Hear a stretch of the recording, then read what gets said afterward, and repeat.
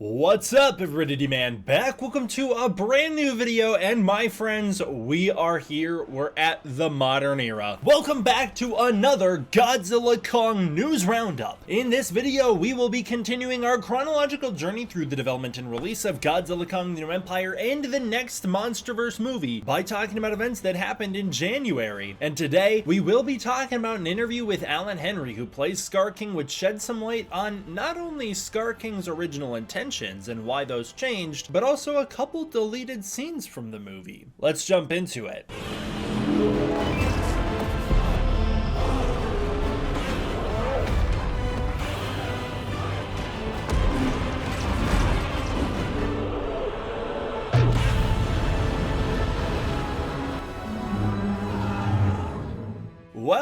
Well. Oh, first, hold on. Quick subscribe.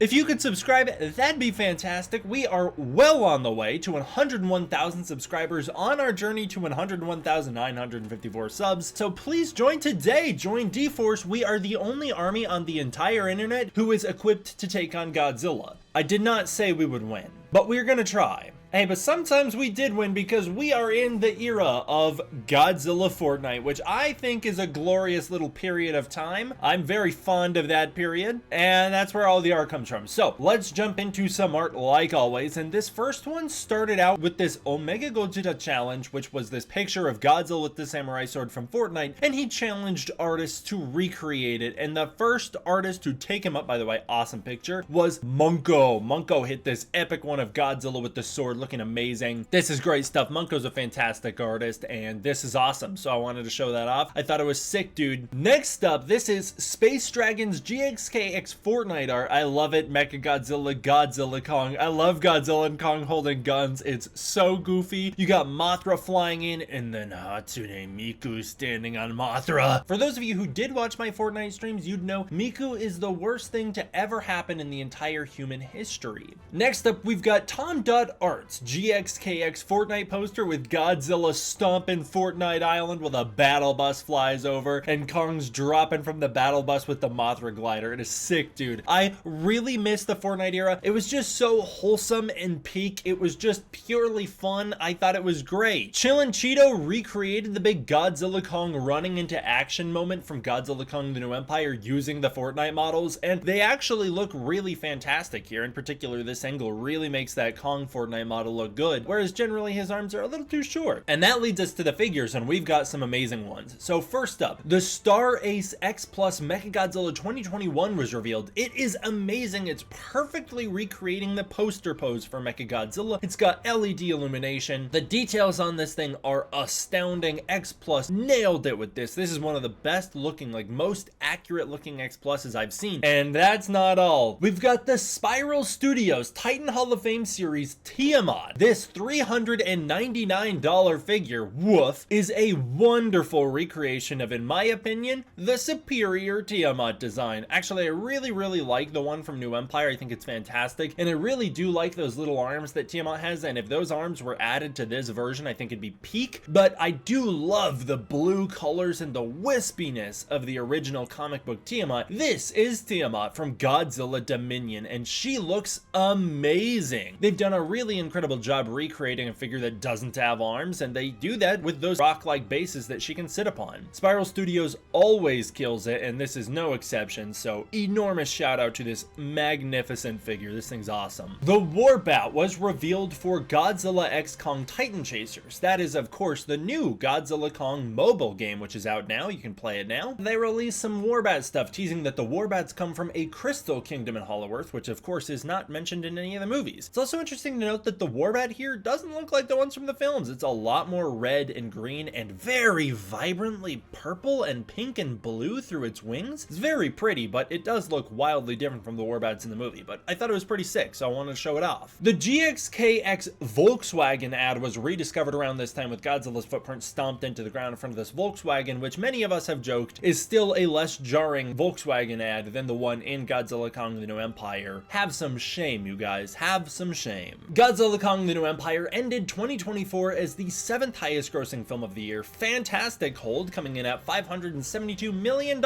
Hey, the movie did very well. Pretty cool. Nice to see Godzilla Kong in the top 10. I think the only other time, and don't quote me on this, that the MonsterVerse hit the top 10 films of the box office for the year was 2021 with Godzilla vs. Kong, but I could be wrong. Let's run through that Fortnite stuff really fast. Starting out, a little Fortnite cinematic teaser was revealed explaining that you can run into the portals and then Godzilla drops from the sky and you can just stomp around and smash cities with him. It's pretty sick. It was really just this little reveal to show how you become Godzilla first of all, and then the scale of Godzilla. Next up, the Mothra glider was discovered. This thing is fantastic. It's incredibly modeled. It looks beautiful. It was one of my favorite things to use. I loved that it glowed at night. She looked amazing. They did such an incredible job recreating Mothra so perfectly. She looked great. The Godzilla Energized skin was revealed. This is the Godzilla skin with the pink energy running through it, and same with the blue variation of it, which in my opinion really elevates that design. It really makes it way cooler. It's not that I'm against Godzilla being different colors, but I do think that it was so gimmicky, and I don't like the pink on the evolved Godzilla design. It just didn't work for me. Maybe if it was red, I would have liked it more, but even then, the blue is just unbeatable. We got a wallpaper release showing off all 3 Godzilla skins in Fortnite. Regular Godzilla, the powered up version, which glowed whenever you got a kill, and then the blue version, which was, again, my favorite iteration of the Godzilla skin. I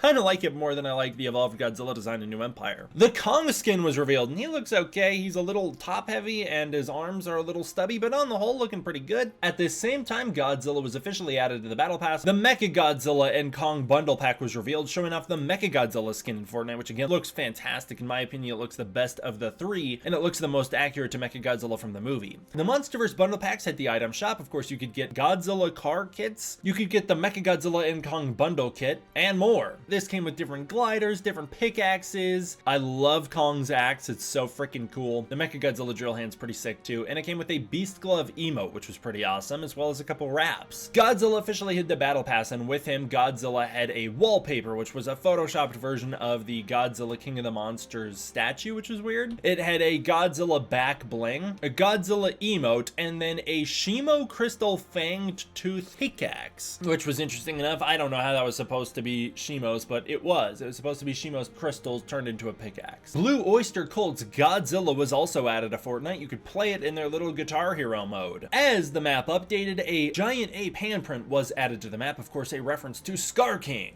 Pretty cool. Kaiju number 14 over on Twitter found out that if you used Cyclops' emote, you could have Mechagodzilla release what essentially looked like his proton beam into the sky, which was so freaking cool. I just want to shout out some creators who I stole screenshots from really fast. Mr. Goji had this wonderful screenshot of Godzilla he posted on Twitter. Omegagira posted a couple screenshots of Godzilla on Twitter that looked fantastic. Not Kaizo XD found out that Godzilla literally could not win Fortnite. His timer would run out and he would always despawn, but he forced the game to let him win to get Godzilla with the Victory Royale banner. Hexa posted this awesome clip of Godzilla climbing a mountain, roaring, and then shooting his beam, which is so freaking epic. Unfortunately, I never thought to have Godzilla do that, but that is so cool. Fearal's VFX, a YouTube channel, released what is the coolest freaking animation ever. This thing is so sick. He released this animation of Godzilla in Fortnite, this cinematic trailer type thing. It is so cool. It's got Day After Day by the Hollies playing from Godzilla Kong: The New Empire. Godzilla swims in, sweeping past this boat, a recreation of that moment from GVK. He comes up and erupts through this bridge, also a moment from GVK that they've recreated, and they've kind of done this double reference, whereas Godzilla crashes through the bridge, it kind of turns into Godzilla coming through the Golden Gate Bridge. There's like all this little cinematic moments as Godzilla walks into the city, recreating more moments as he's leaving the city, and then as he's roaring at the helicopter, shooing it off. It's got the moment recreated where Godzilla stomps the graffiti, and then it's also got this moment where Godzilla curls up and lays down like at the end of GVK. I just thought that was so sick, so I wanted to show it off. And that leads us into the Allan Henrey interviews. So first of all, big shout out Rick the Squirrel. Rick the Squirrel is the one who posted the important tidbits that we will be covering today. However, I do want to say there is an extended interview with Allan Henrey that I have not had time to watch yet. I'll try my best to find time to watch it soon, but it is an extended interview over on Figure Mania Show's channel. I love Figure Mania Show. I want to give a huge shout out to him. Actually, I've still got his artwork in the background of my videos right there always, and it's so freaking cool that he got Allan Allan Henrey on his live stream. So big shout out Rick, big shout out Figure Mania Show, and let's jump into these interviews. So to begin, Allan Henrey discusses TJ Storm and why TJ Storm did not return to play Godzilla after he iconically played him in Godzilla 2014 and Godzilla King of the Monsters. What Allan Henrey says is that the studios seem to think it's simply cheaper to hire animation teams to do mocap rather than hire mocap actors. Additionally, because TJ Storm always wore a tail and added human limitations to his portrayal of Godzilla so that the movements were more in line with the old school Godzilla and a little more weighty, they decided to go full keyframe animation for him in Godzilla vs. Kong and Godzilla X Kong: The New Empire. Now, TJ Storm has told me this story personally. Obviously, if you guys watch the channel enough, you'd know that he's a big friend of the channel and he's been on many times. TJ Storm explains that it was due to the intense, fast-paced, hyper-violent action of Godzilla vs. Kong that he did not do Godzilla vs. Kong, as Godzilla is simply moving too fast and fighting too quickly with the other monsters for mocap to work out. But I've heard a little bit of a different story, not from TJ Storm himself, but generally speaking, a lot of the time, first of all, they hire people from Australia because they can pay them less than what they pay in America. It's at least as I understand it. And secondly, because you're hiring someone from an animation team, oftentimes like the logic that the studio has, which again, Allan Henrey's confirming isn't actually true, but the logic the studio has is like, well, we're paying them to do one job and they're actually doing two jobs. We're paying them to do the animation and they're going to double as mocap. And that way you also don't need to pay for a dedicated actor who's like there and their job is to act and perform full time as a character. And that's the service they provide, is becoming the character, embodying the character, acting the character, and providing reference for the VFX teams. The thought process is we can just skip that by having a VFX crew member stand in and do mocap for only necessary moments, and they're doing that on their own dime. That's kind of the idea. Again, I don't think that's how that works, but that's how the studio thinks that works. I love this, but when asked what Skar King would think of Mechagodzilla, he said he would laugh his ass off. He would probably think it's the most ridiculous thing he's ever seen until Mechagodzilla shoots his beam or punches him. Asher Gristani actually did this little goofy animation replicating that moment of Skar King versus Mechagodzilla that I thought was so fun, so big shout out Asher. Mechagodzilla would wash Skar King, just annihilate him. As far as Skar King's movements go, you can really see how deeply Allan Henrey thought about this character and how hard he worked to portray this character with a level of gravitas that I'm really happy about. It's awesome to hear. He explains that Skar King is always looking through his eyebrows because he's always assessing something. He will often present himself in a shape that is never straight, so that way you don't know where he's gonna go. Often looking at the side or has his head turned, ready to go. He's so mobile and agile that he can go in any direction at any point. He will often present his silhouette to show he can go anywhere. I love that. This idea that Skar King's true strength in combat is his ability to predict others' movements and to move in ways that others can't predict. Kong obviously is stronger than Skar King and would beat him in a one-on-one fight, especially if you eliminate the whip slash. But even with the whip slash, Kong simply is thrown off by Skar King's movements. It's not that he's necessarily getting his butt whooped as much as he can't predict what Skar King's gonna do next. And it's kind of like that moment in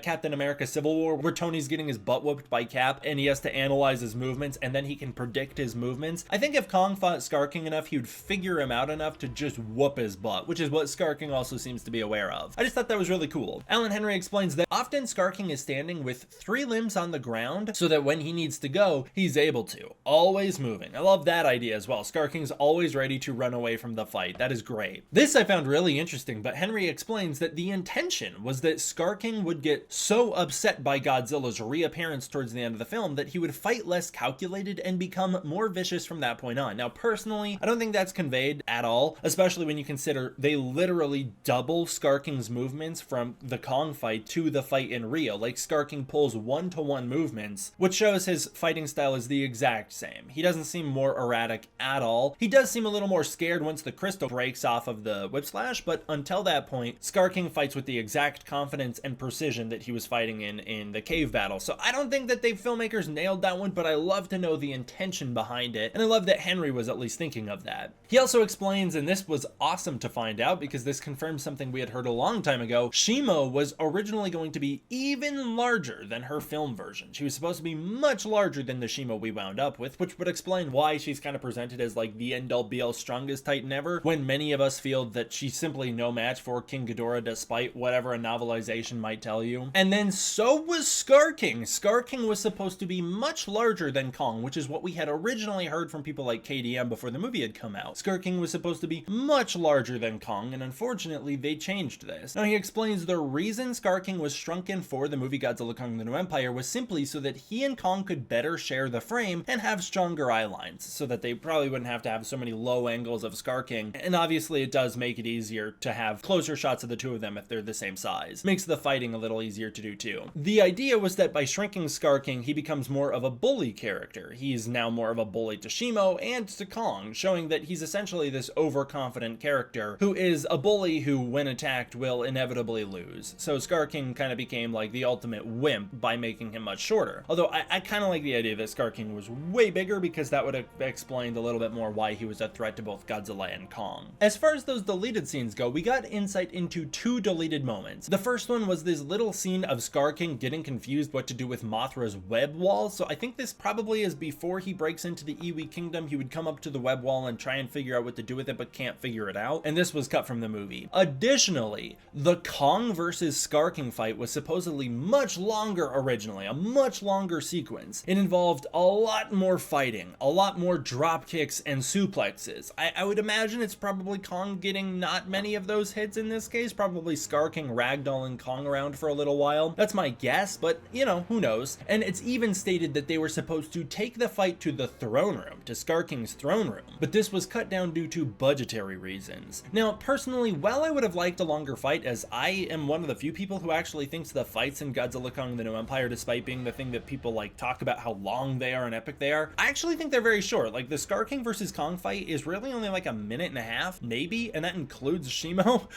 Like Kong and Skar King really only fight for a couple seconds. I actually think the fights kind of go a little fast, so I would have loved to see a much longer fight between Kong and Skar King, especially one that shows the strengths and advantages of both characters in combat. But I am kind of glad, because more suplexes and stuff, like we get that with Godzilla in Egypt. I don't need that to be overdone. Personally, as fun as it was to see Kong fight like a boxer in Godzilla vs. Kong, I really don't feel that that should become the default way these monsters fight, nor do I think that that should be how all the monsters fight. I don't want to see every monster's fighting style be the same. I think they should all be very different. If Kong's going to be a boxer slash wrestler, nobody else should get to be that, in my opinion. They should all have their own unique fighting styles that represent their characters in unique ways. But that will do it for this one, you guys. I want to give a huge thank you to my patrons over on Patreon. It is through the support of the patrons on Patreon that I'm able to continue to make videos like this for you. If you want to support the Patreon, you can use the link in the description below, where you can get early access to content, access to the Discord community, and more. If that's not your thing, please consider joining as a channel member. Thank you guys all for watching. I hope you enjoyed. I will see you all next time for the next one.